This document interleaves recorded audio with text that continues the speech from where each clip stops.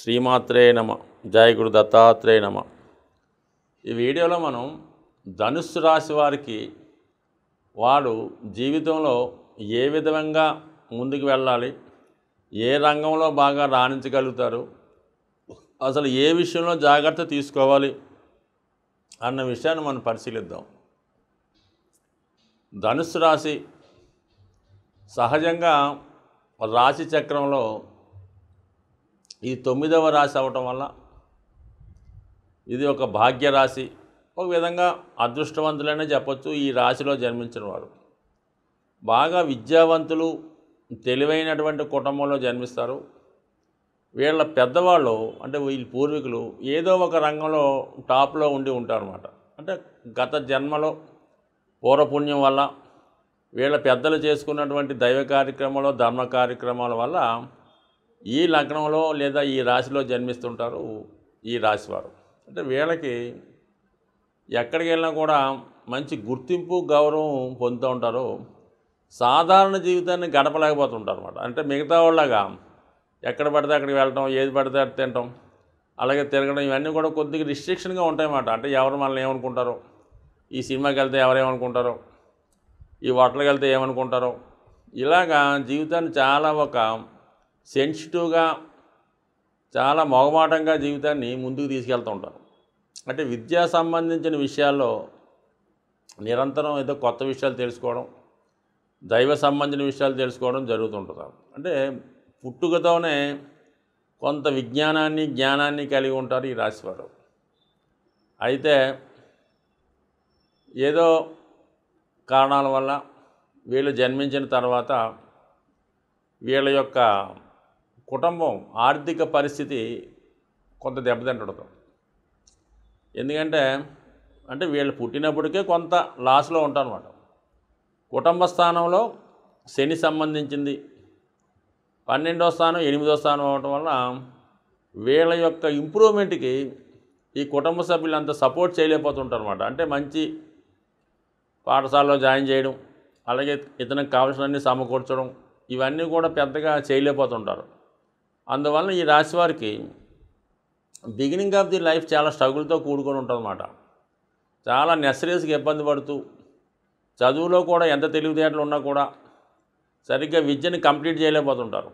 ఏదో చదువుదానికి వేరే దాన్ని కంప్లీట్ చేయడం జరుగుతుంటుంది.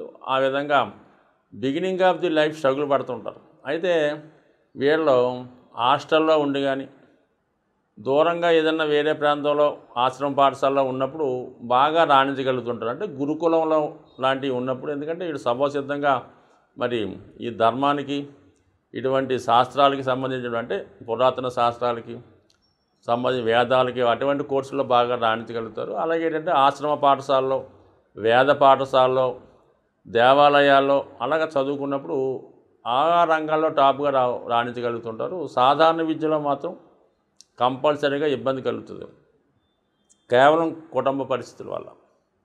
సో ఇది ఆ విధంగా ఉంటే ఈ రాశ్యాధిపతిగా ఉన్నటువంటి గురువు స్థితిని బట్టి కూడా కొంత ఆధారపడి ఉంటుంది. గురువుకి, రాహుకి కానీ, శనికి కానీ ఏ విధంగా సంబంధం ఉన్నా జాతకుడు బిగినింగ్ ఆఫ్ ది లైఫ్లో అంటే 25 సంవత్సరాల దాకా కూడా చాలా ఇబ్బందులు ఎదుర్కోవడం జరుగుతుంటుంది. అలాగే వీళ్ళ మదర్ కూడా స్ట్రగుల్ పడతారన్నమాట. ఇది కామన్గా జరుగుతుంటుంది. జాతకుడు బాల్యానికి, తల్లిగారి జీవితానికి ముడిపడి ఉంటుంది. అంటే ఇక్కడ గురువు దెబ్బతింటే జాతకుడు యొక్క బాల్యం అంతా కూడా దెబ్బతింటుంది, మదర్ కూడా స్ట్రగుల్ పడతారు. అదే బుధుడు ఎఫ్లెక్ట్ అవుతే ఏ విధంగా పాపగ్రహాలతో కలిసి ఉన్నా, ముఖ్యంగా కుజుడితో కలిసి ఉన్నా, కేతువుతో కలిసి ఉన్నా, రాహుతో కలిసి ఉన్నా కంపల్సరీగా మరి అటు సప్తమ భావం కాబట్టి వివాహం దానికి సంబంధించినటువంటి దెబ్బతింటాయి, ఉద్యోగం దానికి సంబంధించినవి కూడా దెబ్బతింటాయి. అంటే జాతకుడికి 2 లింక్ మాట. ఉద్యోగం బాగుంటే వివాహం, భార్యాభర్తల అనుబంధం అనుకూలంగా ఉంటుంది. ఉద్యోగం దెబ్బతింటే, లేకపోతే వివాహ జీవితం కూడా దెబ్బతింటుంది అన్నమాట. ఇది చాలా విచిత్రంగా ఉంటుంది అన్నమాట ఈ రాశి వారికి. అంటే సప్తమం, దశమం వివాహం, ఉద్యోగం, బాల్యం, తల్లి, ఈ విధంగా లింక్ అయి ఉంటాయన్నమాట. ఇది బాగుంటే అది బాగుంటుంది. ఆ విధంగా ఉంటే 99% ఈ జాతకులు వ్యాపారంలో ఎట్టి పరిస్థితుల్లో కూడా పనిచేయరు. వ్యాపారం చేశారా మొత్తం నష్టపోవడం జరుగుతుంటుందన్నమాట. కారణం ఏంటంటే దశమ స్థానం వీళ్ళకి కన్యారాశి.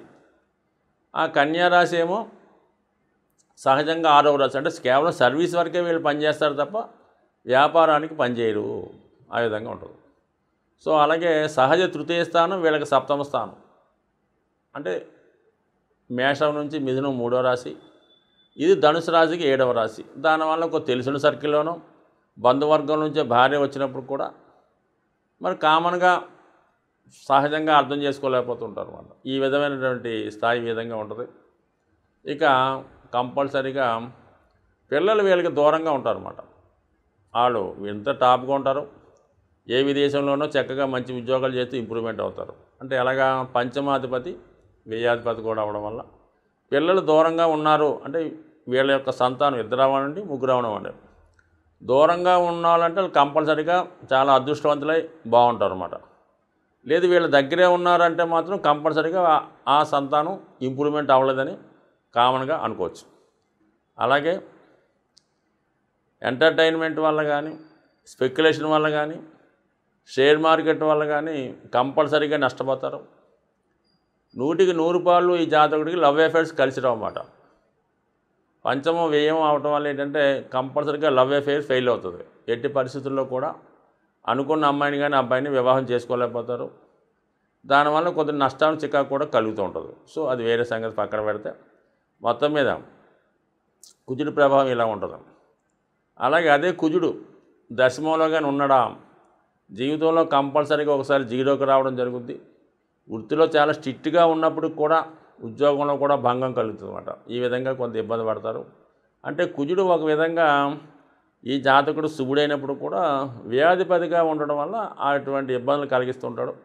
చివరికి మళ్ళీ లాభాన్ని కలిగిస్తుంటాడు. ఎక్కువగా ఈ జాతకులకి భాగ్య రాజ్యాధిపతులైనటువంటి బుధుడు రవి కలిసి ఉండడం కానీ పరివర్తన చెందడం కానీ జరుగుతుంటుంది అన్నమాట. సో ఆ కారణం వల్ల ఈ జాతకులు 45వ సంవత్సరం వచ్చేదాకా కూడా జీవితంలో పెద్దగా సక్సెస్ కాలేకపోతుంటారు అన్నమాట. అంటే ఎందుకంటే ఇక్కడ దశమాధిపతి అంటే బుధుడు ఓకే, భాగ్యాధిపతితో కలిసాడు ఓకే, కానీ దశమానికి 12వ స్థానాధిపతి మరి రవి అవటం వల్ల సాధారణంగా ఎంత పాండిత్యం ఎంత తెలివితేటలు ఉన్నప్పుడు కూడా బిగినింగ్ ఆఫ్ ది లైఫ్లో 40 ఇయర్స్ దాకా కూడా లేదంటే 36 వరకు కూడా ఉద్యోగపరమైనటువంటి ఒడిదుడుకులు ఎదుర్కోవడం జరుగుతుంటుంది. సో అది ఆ విధంగా ఉంటుంది. ఇంకా మెయిన్గా శుక్రుడు ఈ జాతకాన్ని మెయిన్ లీడ్ చేస్తుంటాడు అనమాట. ఈ రాష్ట్రాధిపతి గురువుకి శుక్రుడు సముడు అవ్వటం వల్ల షష్ఠ లాభాధిపతి 2 పాపస్థానాలకు అధిపతి. అంటే లాభం మంచిది అనుకుంటారు కానీ అదే జీవితంలో ఇబ్బంది పెడుతుంది అన్నమాట. అంటే 6వ స్థానం అన్నది ఏంటంటే రుణస్థానం, శత్రుస్థానం. కొద్దిగా అప్పు చేస్తే అది మొత్తం జీవితాన్ని నాశనం చేస్తుంది. ఎవరితోన్నా కొద్దిగా శత్రుత్వం పెట్టుకుంటే వీడి జీవితాన్ని అంతుదాకా నిద్రపోవడం అన్నమాట. అలాగే సహజ శత్రువులు అంటే 6వ స్థానం శుక్రుడు కాబట్టి మనిషికి ఉన్నటువంటి సహజ శత్రువులు ఉంటారుగా, అదే జనరల్గా కోపం, ఈ వ్యసనాలు, మామూలుగా ఇలాంటివన్నీ కూడా ఏమాత్రం చిన్నగా అలవాటు పడినా అవి జాతకుని చాలా పతనానికి కారణం అవుతుంటాయి అన్నమాట. సో అందువల్ల ఎటువంటి వ్యసనానికి లోనైనా, జోదానికి లోనైనా, స్త్రీలోలతో అంటే లేడీస్ వీక్నెస్ ఉన్న కంపల్సరీగా కొద్దిగా ఒక రోజుతో ఉన్నటువంటి పరిచయం అది పెద్ద బంధంగా మారి జాతకుడిని పతనం కారణమవుతుంటుంది. అంటే చిన్న తప్పుకి పెద్ద పనిష్మెంటు. ₹1,00,000 అప్పు చేస్తే ₹1,00,00,000 అప్పై మొత్తం మీ జీవితాన్ని నాశనం చేస్తుంది. చిన్నగా మొదలైనటువంటి డ్రింకింగ్ హ్యాబిటో, ప్యాకెటో, స్త్రీ వ్యసనమో మొత్తం జీవితాన్ని నాశనం చేసి మొత్తం కుటుంబాన్ని విచ్ఛిన్నం చేస్తుంటుంది అన్నమాట. సో అందువలన అంటే ఇది పాపం సహజంగా ధర్మస్థానం కదా 9వ స్థానం, వీళ్ళకి అటువంటి అనుభవించే యోగ్యత ఉండదు. అంటే సాధారణంగా ఒక మంచి పండితుడు, ఒక మేధావి ఉన్నాడు అనుకోండి, వాడు మనసులో ఎంత బలహీనత ఉన్నా ఒక డ్రింక్ చేయలేడు, ఒక హోటల్కి వెళ్ళి కాఫీ తాగలేడు, అలాగే ఎవరితో మాట్లాడలేడు. సో అలాగే సహజంగా ఉన్నటువంటి కామసుఖాన్ని తీర్చుకోలేడు. ఇవన్నీ కూడా రిస్ట్రిక్షన్గా ఉంటాయన్నమాట. సో ఆ కారణం వల్లేనేమో ఈ ధనుసు రాశి వారు ఇటువంటి అంటే అవి వ్యతిరేకమైన మానవ సహజంగా మానవ జన్మెత్తిన కొన్ని కోరికలు ఉంటాయి కదా, ఆ కోరికలు తీర్చుకోలేకపోతుంటాడు. తీర్చుకుందామని ఏదన్నా సరదాగా ఏదో ఒక బలహీనతకి లోనైతే మొత్తం నాశనమై పతనం అవడం జరుగుతుంటుంది. సో ఈ విధంగా వాడు ధర్మంగా, న్యాయంగా, నిజాయితీగా ఇటువంటి వాటి లేకుండా లోనవుతూ హ్యాపీగా ఉంటేనే వాడు గుర్తింపు రావడం జరుగుతుంది. ఏ విధంగా పతనమైనా అటు వృత్తి దెబ్బతింటుంది, వైవాహిక జీవితం దెబ్బతింటుంది. ఈ రెండు లింక్ అయి ఉంటుంది అన్నమాట. సో ఈ విధంగా ధనుసు రాశి వారు జీవితాన్ని ఎంత ధనం ఉన్నా, ఎంత సౌకర్యాలు ఉన్నా జీవితాన్ని వాడు అనుకున్న విధంగా బతకలేడు. సంఘానికి, చట్టానికి, ధర్మానికి లోబడి మాత్రమే వాడు జీవించాలి తప్ప వాటిని అధిగమించి మాత్రం ప్రయత్నిస్తే ఖచ్చితంగా వాడు పతనం కారణం అవుతుంది. అందరూ ఇతని మీదే దృష్టి పెడతారు. చిన్న తప్పుని పెద్దగా ప్రచారం చేసి ఇతని పతనానికి కారణమవుతుంటారు. సో ఏదైనప్పుడు కూడా ధనుసు రాశి వారు నిరంతరం దైవ ఆరాధన, సూర్య ఆరాధన చేసుకుంటూ చాలా నిజంగా ఉంటూ ఎటువంటి బలహీనతలకి, వ్యసనాలకి లోనవ్వకుండా ఉంటే జీవితంలో ఒక ఉన్నత స్థాయి వ్యక్తిగా, అలాగే ever lasting name and fame కలిగి ఉండి స్థిరస్థాయిగా ఉంటారని ఆశిస్తూ స్వస్తి.